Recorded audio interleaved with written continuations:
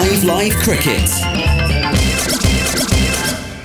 Yes, good evening. Welcome to 5 Live Cricket with me, Eleanor Oldroyd, as we reflect on the opening week or so of action at the men's T20 World Cup across the United States and the Caribbean. Well, England's title defence hasn't exactly gone to plan so far. We'll delve into what's gone wrong, including heading into the England camp to hear from captain Jos Buttler. We'll also discuss Scotland's great start to the tournament and reflect on co-host United States' historic victory over Pakistan in Dallas. And we'll ask whether that win can be a launch pad for the growth of cricket in America. Well, joining me to discuss all of that over the next hour are Tamal Mills, a member of England's T20 World Cup winning team last time out 18 months ago. Liam Plunkett, part of England's 2019 Cricket World Cup winning squad. And Phil Tufnell, part of the England squad which finished runners-up at the 1992 Cricket World Cup. So what we're saying, chaps, is we've got two champions and you toughers. Well, we did well to get to the final, and then, oh, crikey, we should have won that game. We was bossing it all the way, but not to worry. Coulda, woulda, shoulda, guys. Tell toughers what it's like to win a World Cup. Tamal, you have the most recent memory. Yeah, well, I was just going to say 1992 is a great year. It's actually the year I was born, so that makes you feel nice and old, toughers. But thanks, mate. Yeah, obviously great experience memories down in Australia. Yeah, you can't buy it, so they say. Great memories back, as you say, 18 months or so ago, back in Australia.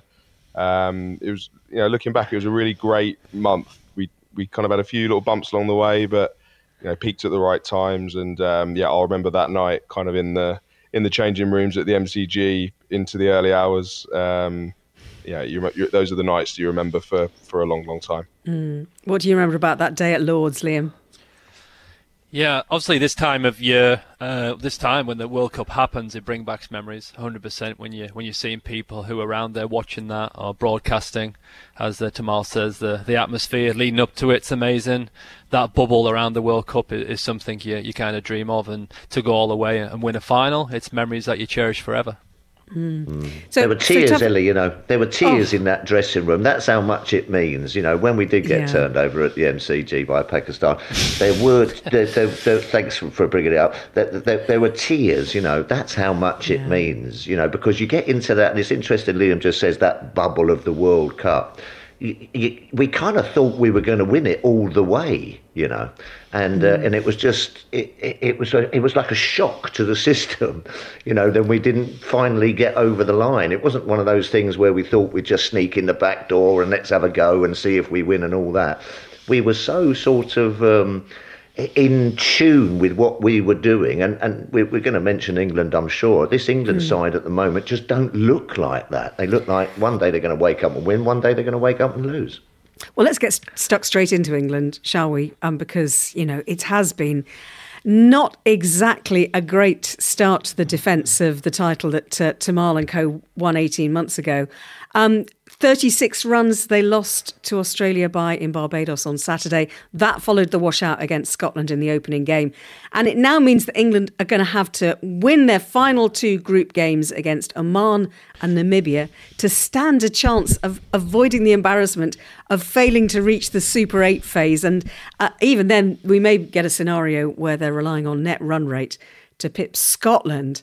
I mean, to have Scotland and Australia above England and Namibia above England in the table at the moment. Tuffers, I'm going to ask you first, Tuffers, can you put your finger on what's gone wrong for England so far? Well, first of all, if Scotland beat Australia, we're done anyway. Yeah. Aren't we? Yeah, so, it could be completely taken out of our hands anyway. We're all sort of like thinking, we've got to go out there and win well, and I'm no mathematician, but I think that's going to be quite a big net run rate to overhaul anyway, isn't it? So I think we're struggling. As I said earlier, I can't put my finger on it. We just don't look like I don't know whether it's confidence, whether it's tactics, whether it's, the makeup of the side. You just got a feeling that Australian side were always going to beat us, even though we had little passages of play, which was all right, didn't get off to a great start and what have you. But you just thought that they were always going to get across the line and we weren't. And it's the same with Scotland game. What were they? They were about 90 for none. And I'm sitting there going, Jofra Archer's back, and I'm looking at that bowling attack, and I'm going, crikey, well, that's the X factor that we could need to then go on. We've got experience, we've got this. You look at that batting lineup, the power in that batting lineup.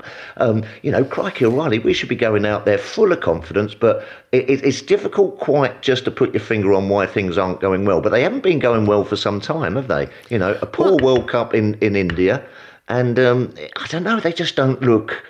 I don't know, they just don't look ready for it. Or those little passages of play when someone comes out and scores a great 50 or 60, or someone puts in a great couple of over spell, they're just not seeming to be happening for England at the moment. I mean, Liam, do they feel to you like they lack confidence? I mean, there are some of the guys that won the World Cup with you 5 years ago are still in that team. Should they be in there? Are they overthinking things again? When you've got two spinners starting out, when you've got Will Jacks, who's very inexperienced, taking the second over against Australia, against Travis Head and David Warner. What's happening, do you think? Sometimes it does happen in sport, and as you play against Scotland, and obviously it wasn't the best performance, and that's a game you expect to win. Obviously the rain came in, but Scotland have nothing to lose.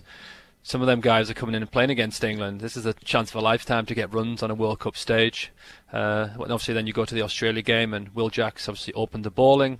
He's not bowled too much in international or IPL, but he bowls quite a lot for Surrey. And obviously, Josh has went with a hunch there. But yeah, especially when you got Jofra in the wings there, who's dismissed Warner plenty of times. 9 times in 19 overs or something like that. But you got to go with the captain, right? You're trying to make a decision. He might see something that we don't. He's a captain. I've never been a captain, so it's easy for me to sit and criticise. But yeah, it is frustrating. It's quite hard to put your finger on why it's not working. Yeah, and he was your captain when you won the thing, Tamal. Not that long ago. So what isn't happening this time that was happening back then?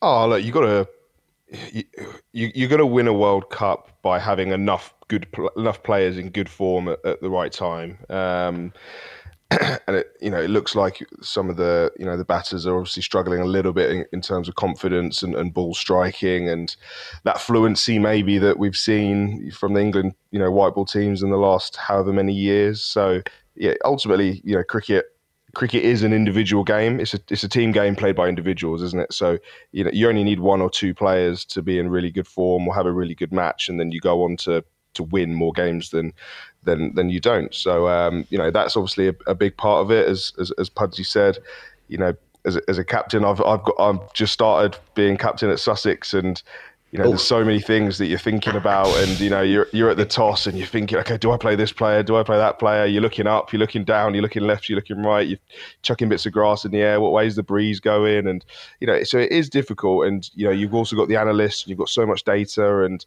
you're trying to do your best. You're never making a decision with the intention of it going badly. You make these decisions thinking of what is the best case outcome, aren't you? So it's tricky, and sometimes, as we all know, you just get things wrong. But it looks like Tuffers wants to jump in. Yeah, no, Tamil, as you say, Josh was keeping, wasn't he, when you were playing in that side? Do you think that that's a hell? You were just saying that you've been made captain. There's a lot of this. There's the wind, how many overs, all these matchups and everything going on through your mind. Opening the batting, keeping wicket and captaining. Do you think that that's a big ask for Josh? I mean, and also I was just watching, I know it's a great position for a wicketkeeper to be behind the stumps and what have you, to see what's going on, how the ball's reacting and what have you. But do you think that there is that slight lack of communication of what sort of plans they're looking for or going through? I know he goes through Mo at mid on and mid off, but what do you think about that? Yeah, it's difficult. Obviously, when you're the wicketkeeper and you can't have a quick and easy conversation with a bowler. It has to be a real big effort to go and you have to take out of the game to go and have your conversation with your bowler. But the England bowlers are very experienced. All the guys are out there have played a lot of cricket, some more so than others at international level, but they've all played an awful lot of T20 cricket, franchise, domestic. There's nobody out there that's in there playing 10 to 15 games, and they really kind of I don't know what they're doing. But yeah, it is tricky, and as you say, Moeen Ali will have a lot of importance, as will Chris Jordan at mid on and mid off, and And as you say, sometimes you just get your skill, you get your execution wrong as well. You go out there and you can have the best laid plans and you can get beat. You can bowl a bad ball, you can bowl a few bad balls, and the batter can just have your number. So it is tricky, a position for Joss to try and do that. A lot of players have done that in the past, but it's something that isn't easy for sure. When you're a bowler, Liam, and actually we shouldn't exempt Mark Wood from criticism, because he went for pretty much the same, didn't he, as Will Jacks? I think, didn't he go a couple of overs later? He went for 22 as well. And you're out there in the middle and you're watching the ball crashing into the roof of the stand, destroying solar panels right, left, and centre. I mean, that must shatter the confidence straight away. And is that part of the, the tactic of always bowling first, always wanting to bowl first? I don't know. Do you think that's the right choice? No, I mean, especially now, unless it's on New York wicket here, around the world, bowlers they get taken down a lot, and that's part and parcel of the game. But the guys are normally good at coming back, and it's a bit like when you're junior cricket. It's like if you go for 4 or 6, you can take a wicket next ball that can change the momentum of the game. You're bowling against Travis Head, David Warner. How much cricket is Woody played? So you come to guys off the back of the IPL who are nailing the ball to all parts, and then if you're off, you're going to disappear. Mm. Yeah, I was just going to say, sorry, the same, just on that point that Pudgy made, the way that the Aussies batted in that first power play, obviously it killed the game. Travis Head's just had an amazing IPL where he's scoring, a strike rate of over 200 quite regularly. Heady played for us down here at Sussex for a couple of years, and he didn't bat anything like that. So he's transformed his game in the last last year really. He's turned into this real big hitting T20 batter. He's figured out something, and obviously took the attack to the bowlers. And obviously David Warner, probably in his last international tournament for Australia, he's not going to die wondering. He's going to want to go out there and leave a lasting, even bigger legacy than what he's already going to leave whenever he steps away from the game. He's in his late 30s now, so you have to give a little bit of credit to Australia as well, as much as it pains me to do so. The way those two came out and they attacked that power play as the game wore on, it obviously, as you look back at it, that power play was even more important. I'm going to give you an alternative point of view here, a slightly alternative point of view, or maybe or maybe clutching at straws. Actually, I think it's probably clutching at straws. But in both the tournaments that you guys went on to win, you were up against it in terms of qualification, weren't you? I mean, Liam, when it came to the 2019 World Cup, you had to win it was knockout cricket from very early on. Tamal, it wasn't straightforward qualifying in Australia for the T20 World Cup. So does that kind of backs against the wall mentality help a little bit, do you think? I think when you look in that dressing room, you got to be honest. I mean, that's what kind of worked in the World Cup. We got beat a few times, and we went away from playing our brand of cricket, which was obviously positive and backing each other. And we kind of went away from that when we played against Sri Lanka at Headingley, and we got beat, and we had an honest conversation in the dressing room in Birmingham, and it was like, well, what's going wrong here? Why can't we get back to what we were doing? And it kind of took that, and then we bounced back, and we sort of propelled from there. But it's sometimes was that just in that situation and everyone was kind of in form, but sometimes it's not where you have a conversation, everything just happens overnight. It's sometimes difficult to get that going. So it's going back to the original point. I've watched the cricket, watched the highlights again and again with England. It's just hard. Well, how do we get that momentum back? It needs to be done quickly. We've got the 2 games coming up. You look at that stacked, how our team is so stacked, and you just need a couple to stand up, like T said, and that changes the game. This is the TMS Podcast. All right, I'm going to bring in somebody who has just switched the screen so that we can all see the view of the palm trees outside his Antiguan hotel window. Henry Moran, good evening to you, live from Antigua. How are you? Yes, very well. Well, we're a little bit better than England are at the moment, I think, Ellie. And just listening to the guys there was one little detail from the start of that Australian game that I think is really significant that you wouldn't have seen on television, because obviously you get fed the pictures that you get fed when you're watching TV. But that second over that Will Jacks bowled, it was meant to be Jofra Archer, I'm certain of it. He'd taken his cap off, he was walking up to bowl. And so they'd seen Moeen Ali bowl that first over, a little bit of turn, hard to get away, 3 runs from it. And it looked as though Archer was ready to go. And then that call was made. Look, we've thought this could be an option to bowl Will Jacks. Jofra, you go and have a little break. We're going to chance our arm and see what happens in the next over. They score 22 runs. They're hitting to the short side of the ground with the wind behind them with Travis Head and David Warner, and it looks a ludicrous decision. These things happen. Sometimes you get them right, sometimes you get them wrong. But there is an interesting insight to have been watching that unfold and see how late that decision looked like it was being made. Oh, what do you think about that, Tuffers? Can you make decisions on the fly like that? Well, you can do. I mean, there are gut instincts, and this is what makes you a captain, you know. And this is your job to sort of see these little opportunities, and then you've got to go with your gut.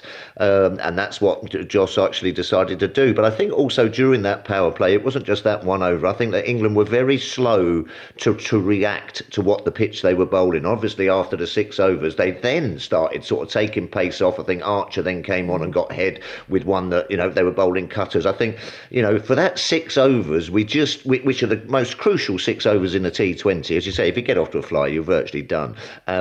You know, I think we were very, very slow to react. And I was just thinking, you know, is that because, I don't know, you know, there wasn't enough communication out there? Was it because Joss was wicket keeping? I was just thinking to my mind, these guys, and the guys have said it, we all know what we should be doing. You know what I mean? You know, these guys know, you know, they've got to stand up. They've got to, you know, we've almost been talking the obvious, really.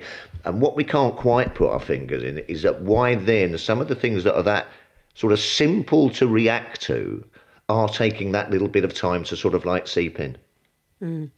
Let's go back, Henry, to... I don't want to kind of go into the complete permutations here because it's far too complicated. But the bottom line is, for England to progress, it's not in their own hands. I mean, they've got to beat Oman and Namibia by a sackload of runs or wickets or quickly, and then they need Scotland to lose to Australia. Is that the technical term, Ellie? A sackload? A sackload, I think so. I mean, just kind of give us, is that basically an assessment of where we are, Henry? Yeah, and people have been trying to crunch the numbers over the last couple of days, and it is difficult to get exact figures, but how about this as a sort of general principle? If Scotland were to say, be chasing 160 or so against Australia and fall 20 short, England would need to win their last 2 games against Oman and Namibia by a combined total of about 95. So those are 2 fairly plausible circumstances. So it's not sounds like a sackload to me. Yeah, well, there you go. England play their games before Scotland. Australia is the last game, isn't it? So England can only do as good as they can. They've got to do as best as they can. And then Australia and Scotland will know exactly what goes on for their games. That's not a huge sack load, though, Henry. I was thinking it was going to be a real Father Christmas sack there. 95, you can, with that England side. And no disrespect to the opposition, you can think about that, can't you? Yeah, and certainly the pitch that they've that we saw with the Oman-Scotland game here in Antigua a couple of days ago, they chased down 150-odd with very little trouble, Scotland. So it isn't going to be quite as awkward, we think, a surface to pile on the runs as we saw in Barbados and certainly in New York. I think there is also a wider question in terms of how the tournament is organised as to having these matches that conclude a group stage that actually are really significant in terms of a team's approach, whether they should be being played side by side as you would see in the Football World Cup and other major tournaments, because there is a scenario where Scotland are chasing a target, again, say it's 160, but they know they only have to reach 120 to make sure that their net run rate's protected enough to qualify. And so it's almost a game within a game. And does that actually mean that they'd approach it differently than if they were just playing the game unknowing of what England had done and they were just going out to try and win it? And so there is a little bit of a debate in terms of how they've organised this, and there's nothing you can do about it now, but certainly it makes it an awful lot easier if you're playing that second match knowing exactly what you've got to do. And I know you've been talking to Jos Buttler today, and I think he doesn't want to talk about permutations, does he? And things like that. He's trying to shut that kind of conversation down. Yeah, and he was in a good mood today, I have to say, and we weren't originally due to be speaking to Jos Buttler, but he made the call that he wanted to speak to the media, and he wanted to get out there and get his message out there as well. So that's a clear direction of policy, I think, from the England senior leadership team, and that was quite an interesting insight. Also, the team are in very good spirits. You could see that they were training at the Rec, where famously, tough as I won't try and bring back too many memories, but famously in 1994, Brian Lara scored 375, and in 2004 he scored 400 against England. So yes, a special. I was part of the 375, Henry. I was part of the 375. Yes, I bowled it in for 2.5 days in Antigua. It was a world record, which I'm very proud of. Which has now been well, that record was broken 10 years later, but yeah, special cricketing heritage and a wonderful place. And they did seem in a good mood, this England team, when we saw them earlier on this morning. And yeah, I spoke to Joss Butler. He's been talking about the conversations that have taken place in the England dressing room over the past couple of days. I think to sort of acknowledge the situation, we know what we find ourselves in, and we can plan accordingly. But we have to really focus on this first game. I think that's all our prep will be around, building towards this game. And it's not as simple as right, let's go and do this. The situation will unfold during the game. First of all, we've got no chance unless we win. So we're fully focused on trying to win the game, and obviously, hopefully, if we can do that, maybe we'll get in a position where we can affect the net run rate. Have you dared to look at calculations, that sort of thing? No, I think because they'll be ever changing. I think we don't need to sort of sit here now and we need to score X amount of runs or we need to take X amount of wickets in this amount of time. As the game unfolds, those kind of calculations and things will unfold. And of course, whatever happens, if we don't win the game, then we've got no chance going into the next one. So we have to make sure we prepare really well to try and win this game. And obviously, if we can do that, we can then see what happens in the next one. How did you pick up the team after the Australia game? Because it's a frustrating afternoon all round. Yeah, it was. Wasn't too hard at all. We've got some guys. We knew we were up for a tough game against Australia, and they fully deserved the victory on that day. Absolutely, we've got an exciting challenge in front of us right now, and everyone's seeing it that way. The sort of challenge and potential to do something special in these next few games. And just trying to review that game a bit. Where could we have saved a few runs here or there? What could we have done differently with the bat? Sort of normal conversations you'd have after any defeat. People often forget the 2022 campaign had its moments of worry, jeopardy. Do you enjoy that as a captain, having to sort of pick up a team, lead a team through these situations? Yeah, it's not always enjoy. I obviously think things have been plain sailing, but it's never like that, and especially in T20 cricket, it's quite a volatile format. So, it's trying to remain level, trying to remain, not get too high with the highs and not get too low. Like you said, in 2022, we had our challenges, and you have those, and that's part of the excitement of the job. Actually, at times it feels tough, and you have those sort of difficult moments or a couple of hours awake at night, but that's part of the enjoyment of it, and that's it's quite addictive as well, that you want to try and find solutions, find ways to get the best out of your players, get the best out of yourself, and find ways to get to where you want to be. Do you find it addictive, that side of it? At times, yeah, absolutely, and not just as a captain, it's the same as a player. To play for a long period of time, you have to be able to deal with setbacks and be resilient and come back from situations that aren't always in your favour. So I think all professional sports people have that, and you wouldn't be able to play for as long as some of us do if you didn't. Any thoughts on team changes? Have you got to that stage? Yeah, I think we're always sort of selection something we're always thinking about. What's the best team to win this game?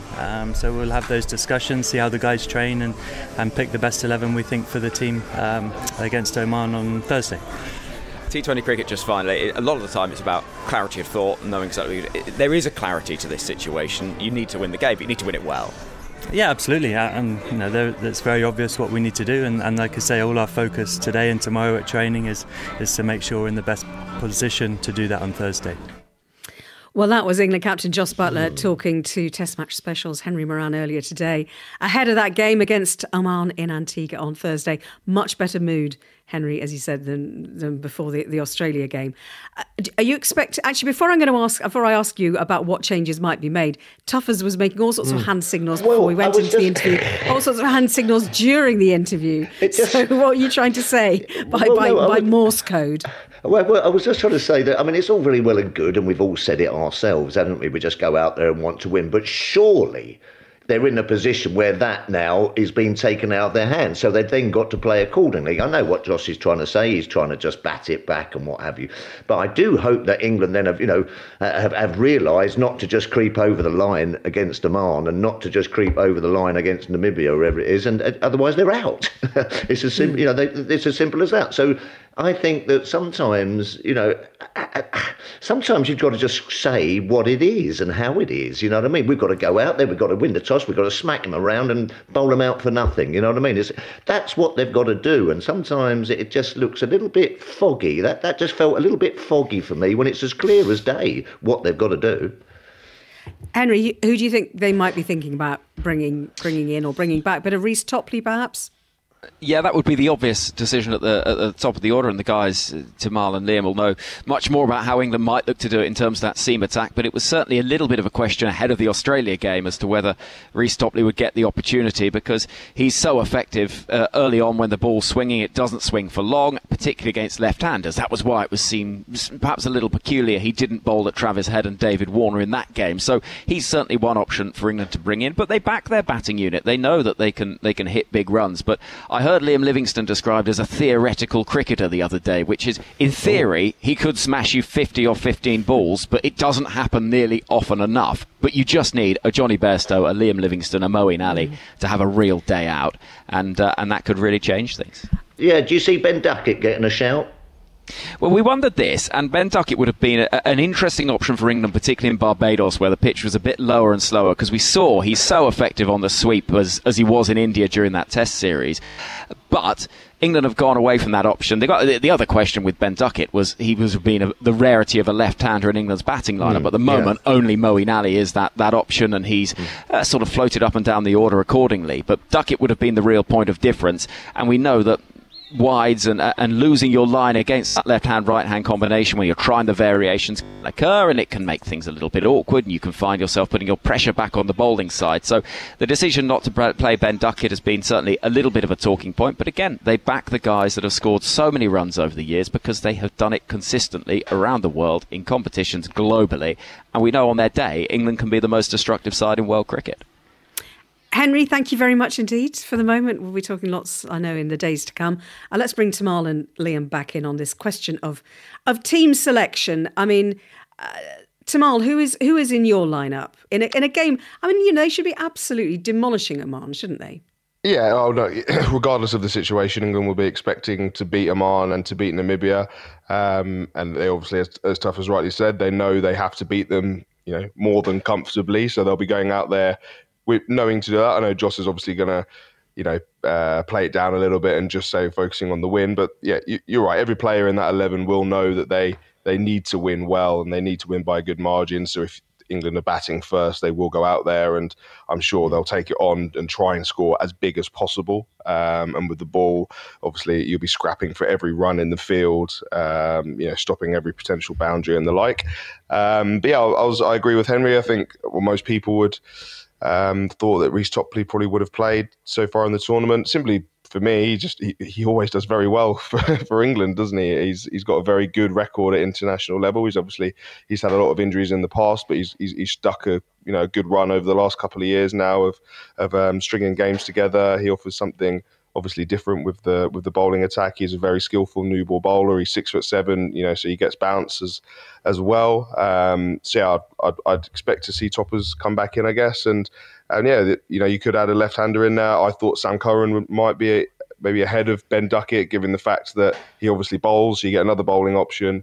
Sam can bowl in the lower middle order, which could allow Harry Brook and the like to move up a slot, depending on who gets left out for Curran potentially. But yeah, I wouldn't be surprised to see a couple of changes for the next game or so.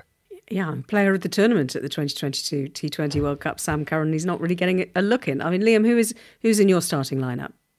Yeah, I think both. I think that's what Tuffers was doing with his hand gestures, a bit of left arm seam he was showing me there.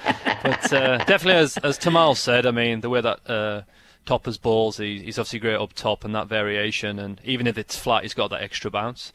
But spot on as well in terms of Sam Curran. His batting's as good as his bowling. He's so deadly at the back end there. He can score quickly, and I think that could be someone who could sneak into that. He can change games with the bat, and as I said, bowling Yorkers at the end, he's good at that too. If this continues to go wrong, or if they don't get through, Tuffers, are jobs on the line here? Joss Buttler and Matthew Mott. I mean, it's only 18 months or so since they won, but to not go through in a group where you've got three associate nations is unforgivable, really. Absolutely, and especially off the back of the World Cup in India as well, where it was another poor showing, and everyone kept sort of saying, "Well, these are the guys who have done it before. These are the guys who have done it. You know, we're going to stick and we're going to do it." Is there too much loyalty, Tuffers? I wonder. That's the thing that struck me slightly.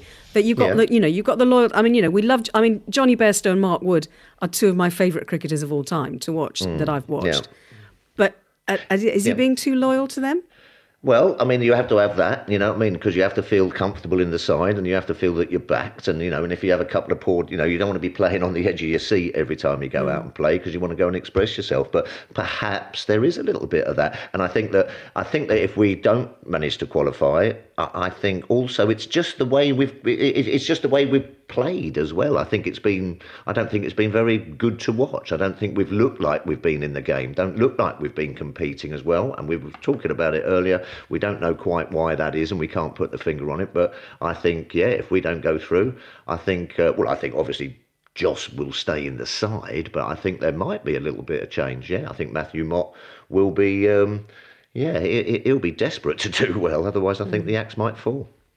It's true. Yeah, it's tricky, isn't it? Because obviously we haven't really mentioned it, but that washout against Scotland is actually really, huge. It's been the only game that's been completely washed out in the whole tournament. And England probably weren't quite where they want to be with the ball. The first game maybe a little bit rusty, but there's certainly a world where England chase those 90 runs in 6-7 overs, and then all of a sudden you go into that Australia game completely different. Phil Salt, Joss Butler, Will Jacks go out there, smoke Scotland around to all parts. Of course, it could go the other way. Scotland could have defended it, but just to have my England cap on once again, there is a certain world where those three at the top of the order knock it off in 6.5, 7 overs, and then you arrive to that Australia game in a completely different place, and you've got 2 points in the bag. And then if you do lose to Australia, it's obviously not. We're not in the situation that we're in now. So. Obviously just rain at the wrong time against the wrong opponent. And this is the case for all the teams. This is where cricket is so different to football, for example, where you aren't guaranteed a result.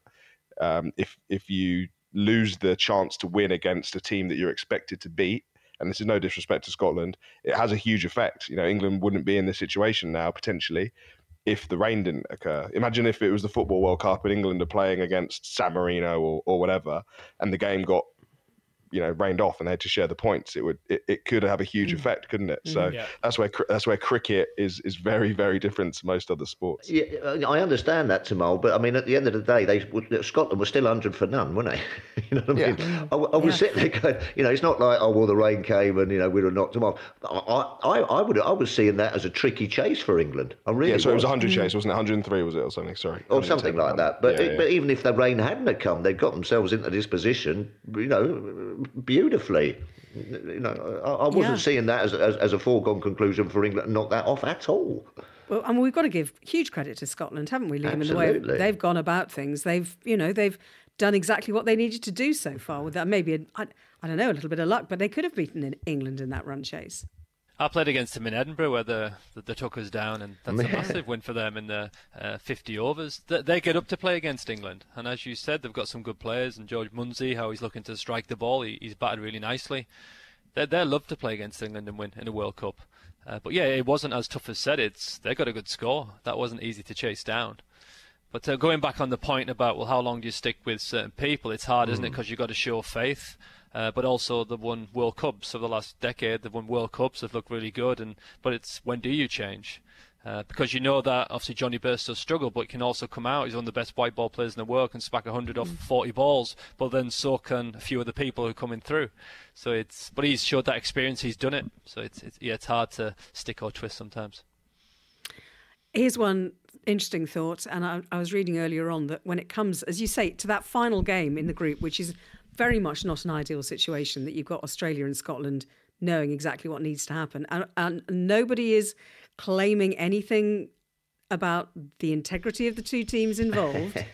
But I think Australia have already said that if they're in a situation that they know they've qualified, they could easily rest players for that final game.